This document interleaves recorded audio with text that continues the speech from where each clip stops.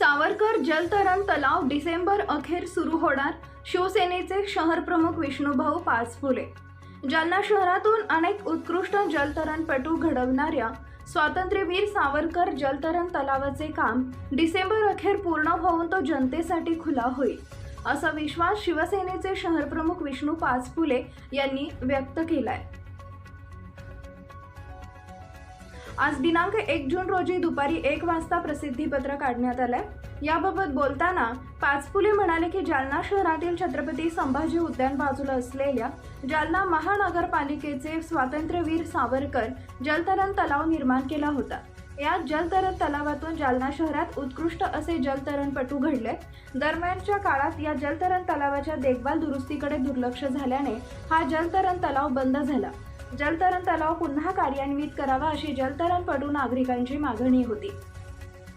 शिवसेनेचे उपनेते तथा माजी राज्यमंत्री अर्जुनराव खोतकर यांनी या तलावाच्या दुरुस्तीकडे मुख्यमंत्री एकनाथ शिंदे यांच्याकडे निधी उपलब्ध करून देण्याची मागणी केली होती. अर्जुनराव खोतकर यांनी पाठपुरावा केल्याने या तलाव दुरुस्तीसाठी 1,75,00,000 रुपयांचा निधी मंजूर झालाय. सावरकर जलतरण तलावाच्या दुरुस्तीचं काम हाती घेतलं जाणार आहे.